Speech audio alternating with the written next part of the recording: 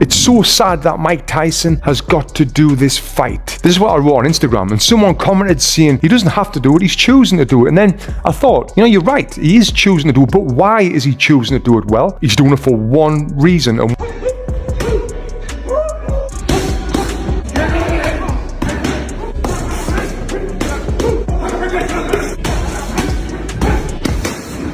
Despite the general consensus that Iron Mike is the stronger fighter, Mike Tyson's riveting training montage has captured the attention of viewers all over the world as he prepares for his fight with Jake Paul on July 20.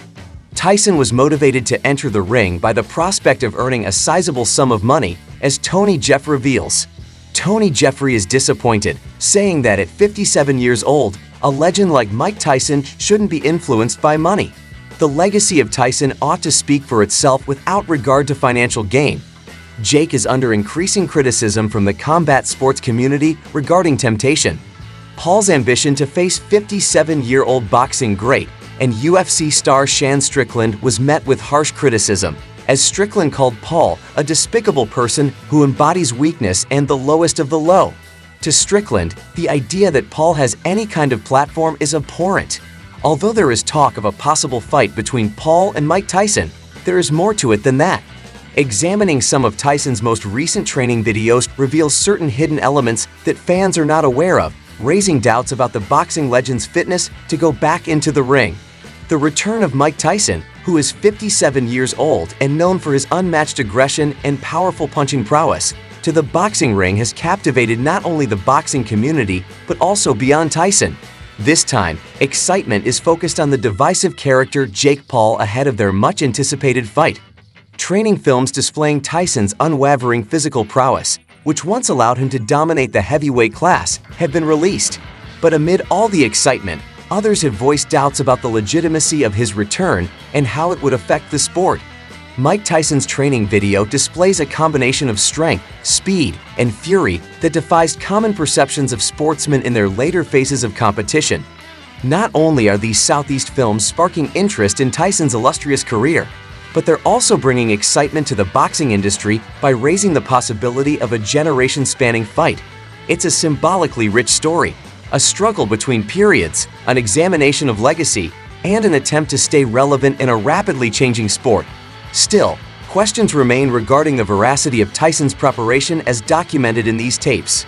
Within the boxing fraternity, there is a group led by professional boxer Campbell Hatton that views Tyson's public appearances with suspicion.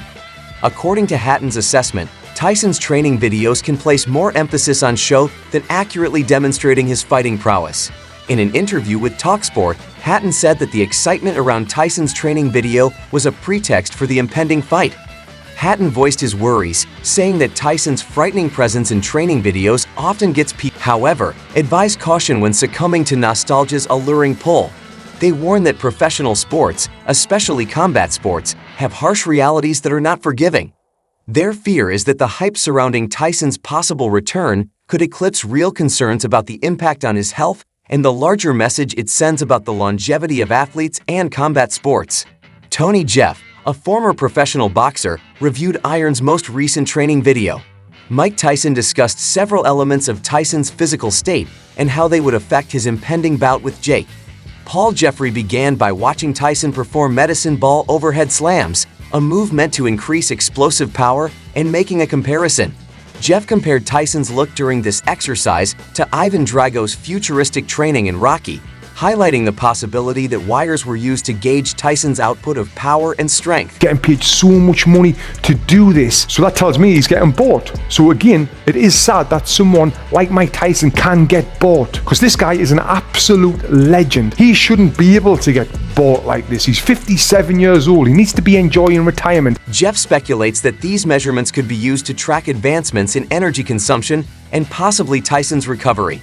Tempo Jeff's criticism focuses a great deal on the training footage itself, specifically on how it is put together from such brief bits.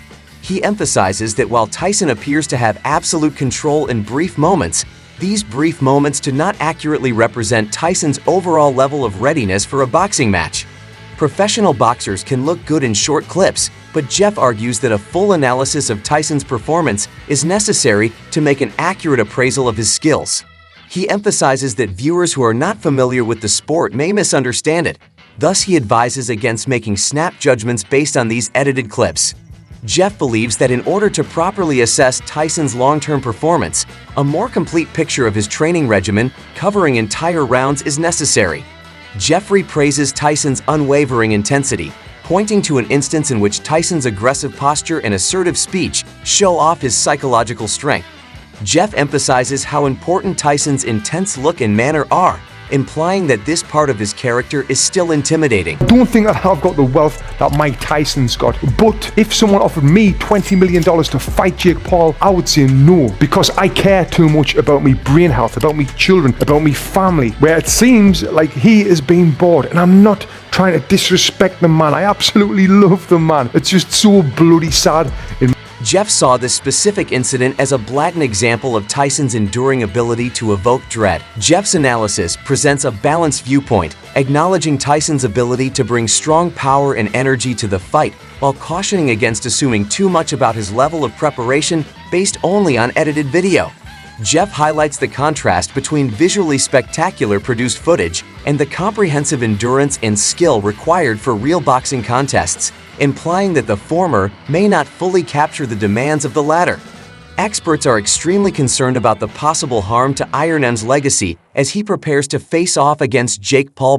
Mike Tyson's decision to enter the ring has drawn harsh criticism from Hopkins, who emphasizes that Tyson runs the risk of damaging his own reputation by taking on such a match. Globe criticism centers on upholding boxing's integrity as a sport and Tyson's legacy. In the boxing community, Tyson is well-liked and has had an incredible career. Hopkins believes that Tyson, a heavyweight boxing legend, has regressed in this match. I don't like it. Is it because of the... Jay, I look at Mike, it's like I look at him different in a way of my era. Like people looked at Ali. And I looked at Ali different too, but not too many people. Marvin Hagler, like Ray Robinson, Sugar Ray Robinson. The idea is that Tyson may jeopardize his reputation. The respect and status he has accumulated over many years as a result of his decision to take on a comparatively novice opponent from the social media and YouTube realm. Epic battles, incredible talent, and formidable reputation in the ring serve as the cornerstone of Tyson's legacy. It may be argued that competing against Jake Paul, who is not a professional boxer but has had success against unconventional opponents, would be a betrayal of Tyson's well-earned respect in the sport. Global Hopkins casts doubt on the seriousness of the clash and the standard of the opposition. Traditional boxing matches are filled with the competitive spirit and rich legacy of the game, and taking on a rookie like Paul could not only fail to honor Tyson's leg, but also fall short of the standards held by boxing aficionados. Hopkins was able to inside the boxing community. There are concerns about the wider ramifications for the sport.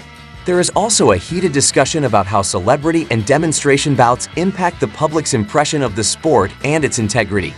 Hopkins' comments show that he is concerned that these matches would lessen the serious competitiveness of the sport. The essence in the end, his viewpoint probably originates from a deep respect for boxing as a discipline among boxing veterans. Boxing is more than just entertainment. It's a way of life that demands deference to authority, dedication, and a strict code of conduct. Tyson's participation in this battle may be seen as deviating from these core ideas, which brings this topic to a close. Even if Mike Tyson's comeback to the ring is an amazing sight, boxing may not benefit from this bout given the competitive nature of the game and Jake Paul's tactical advantages. As the argument rages on one thing, it also emphasizes the predictable and constantly changing nature of the sport, where tradition and legend clash with the unbridled ambition and inventiveness of the younger generation. It's still certain that this fight will grab the